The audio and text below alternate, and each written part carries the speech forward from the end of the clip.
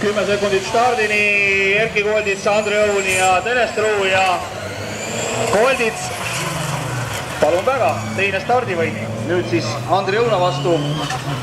Siit ta selle saab ja mine sa tea, kas sellest vahepealsest treeningust tubli määra Viplalaga oli ka abi.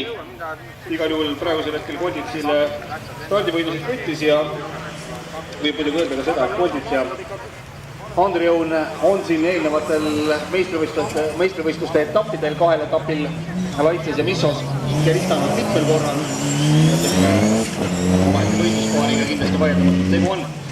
Aga Koldits siis seda sõitu juhtimas, Andre Õun hoidmas teist kohta ja Tõnes Truu siis praegusel hetkel 3. positsioonil, aga nagu me siin eelnevalt Tõnese kohta rääkisime, siis esimesed 2 etappi ei ole ka tunnustanud nii välja, nagu ta soovinud oleks ja hoolima kõvasti rohkem, nii et auto võiks, et ta vahepeal kõvasti tööd teeb. Ja selge on see, et Andre Õun siis üritab seda tehnikat, mis tema kasutuses on, maksma siin praegusel hetkel panna Kolditsa vastu. Koldits on siis jah, nagu öeldud, standard Subarust ehitatud rallikrossi masin ja on siis Andre Õuna Fabia spetsiaalselt rallikrossi masinat ehitatud Fabia Rindurspordi juures, aga kuna tegemist on jah ikkagi debütandiga, siis Andre puhul on ka hea vaadata tegelikult, kuidas iga sõiduga seda arengut aina rohkem juurde tuleb ning loodetavasti neid Division 1 autosid tuleb Eestisse juurde ka.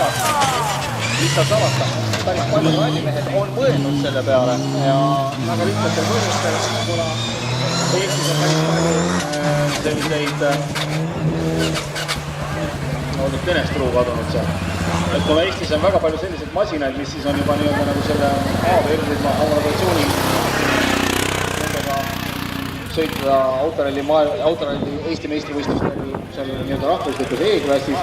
No, sellel ütleb nii, et on ja ei ole ka jumet, et endale kindlasti võib-olla lõbus, aga that's it, et kindlasti rallikrossis on nendega tunduvalt lõbusam kullata ja paljud mehed on mõelnud selle peale, paljud mehed on ka proovimas käinud ja paljud mehed on ka jäänud, näiteks Hemmet Pall, kes tuli rahvaspordi poole pealt ja tema kõrvale ka Paik Reimann, kes nüüd on otseselt rallist tulnud rallikrossi, tuli nägi võttis eelmine aasta ja aastas reisida ja jäi ütleb, et 7 aastas ei ole edasi.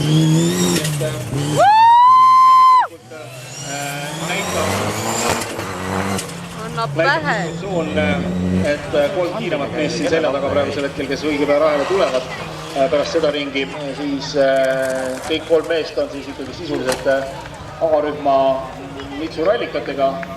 Et ega tegelikult siin Eestis divisionis sõitmiseks sellest A-rühma rallikast peaks tegelikult isegi lausa võiks öelda juurde, et N-rühma rallikast peaks täiesti piisama, nii et sellest Mine!